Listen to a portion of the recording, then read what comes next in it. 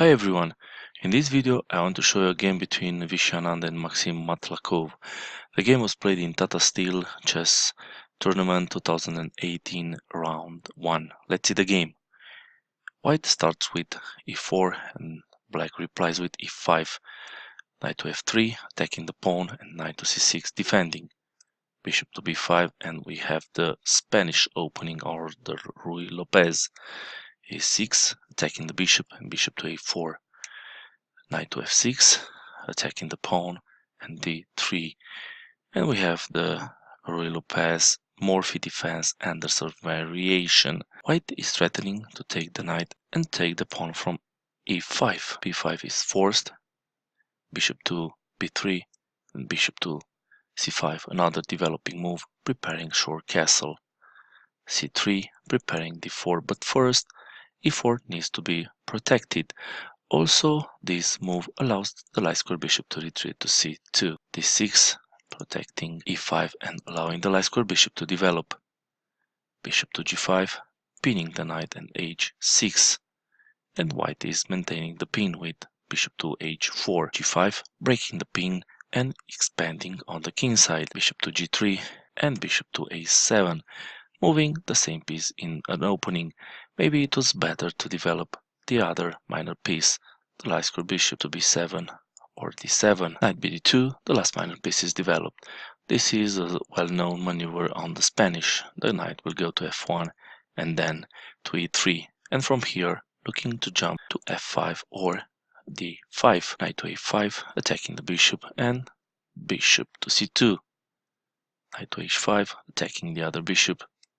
a4, an attacking move on the queen side, trying to create some weaknesses. Before, black doesn't want to take on a4 because it will have an isolated pawn on the a file. So we have c takes on b4, knight to c6, b5, knight to b4, attacking the bishop. And white played knight to c4.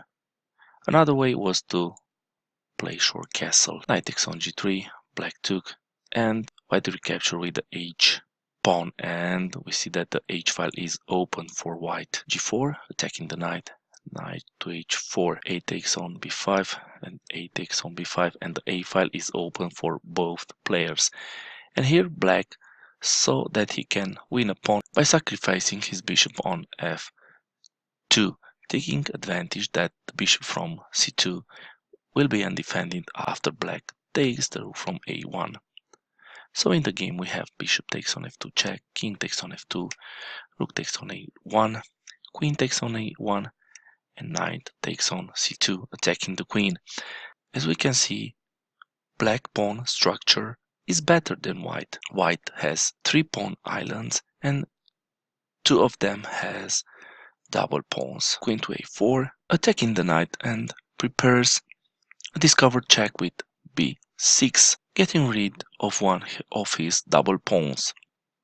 Queen to f6, an intermediate check, king to g1, and knight to d4, moving away from the attack. And b6 check, bishop to d7, attacking the queen, and queen to d1. C takes on b6, king to h2, a prophylactic move, putting the king on a safer square. Short castle, and rook to f1, attacking the queen, which is defending the pawn from d6.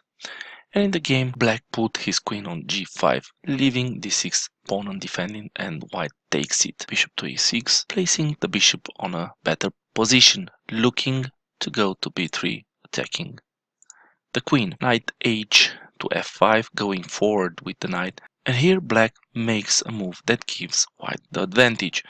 He decided to take the knight with the bishop, and white took back with the pawn, attacking the bishop. And if white took with the knight, then there is no advantage for white. Also, the queen is no longer defending the pawn from e5. So in the game we have bishop to d5, getting the bishop out of the attack, and queen to e2, attacking the pawn from e5 and the one from g4. In the game, black defended the pawn with the queen to f6. But the drawback of this move is that the pawn from g4 is undefended, and white took it on the game. Defending it with f6 is not working. Let's see the line.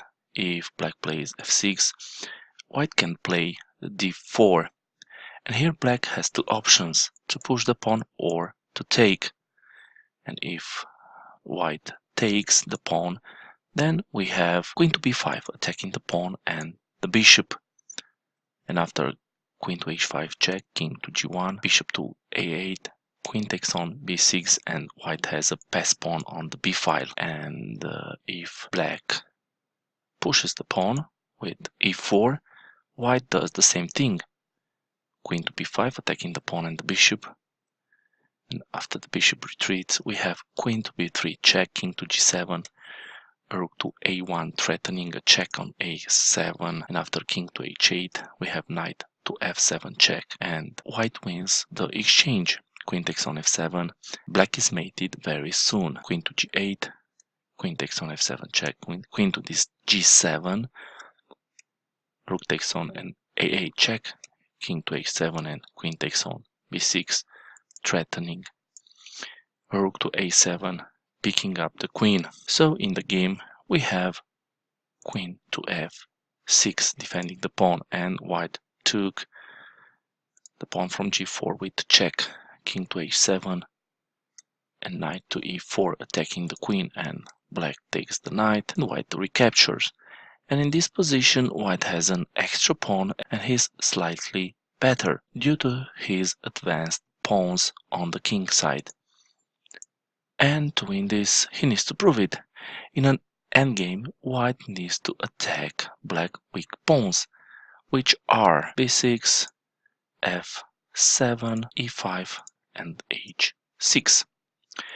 In the game, black continue with rook to d8, going to the open file in order to go to the second line to d2, attacking the weak pawn from b2. He can also go on the fourth line, attacking the backward pawn from e4. White played rook to c1, trying to go to c8 or c7, and if black is not careful, after rook to c8, white can deliver mate with the queen on g8. Another way is to go with the queen on c7, making black queen to stay and defend the pawn from f7. Rook to d4, attacking e4, rook to c7, rook to b4, attacking the b2 backward pawn, queen to e2 defending, and king to g7, rook to c8 threatens, queen to g4, and then mate on g8, queen to g5 defending against this threat,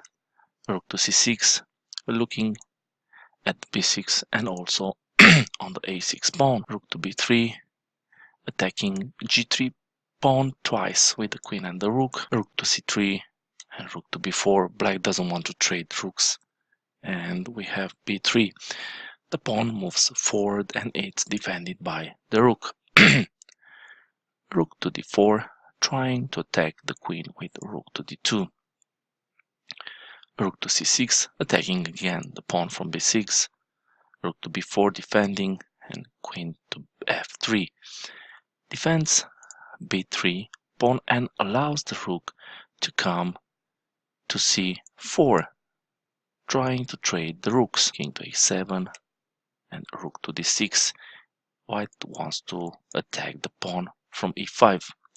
King to g7 and rook to d5. Queen to f6 defending. King to g1. White wants to bring his king towards the center, which is a good thing to do in an endgame.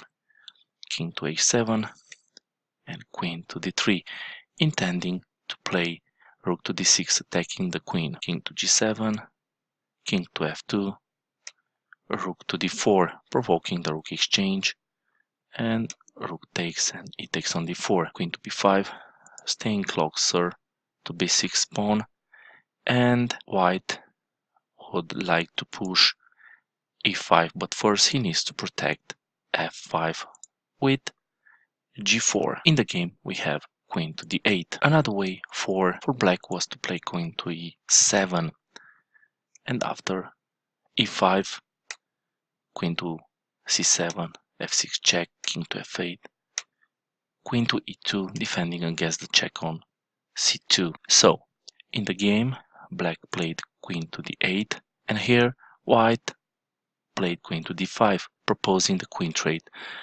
And black doesn't want this. In the game, he played queen to f6. But let's see what happens if black would take the queen on d5. We would have e takes on d5, king to f6, d6. So we see that the black king cannot go to e6 or e7, b5, king to e2. The king comes and grabs all the pawns. d3, check, king takes. And black king cannot take the f pawn because the d pawn will queen. That's why trading the queens is not good for black.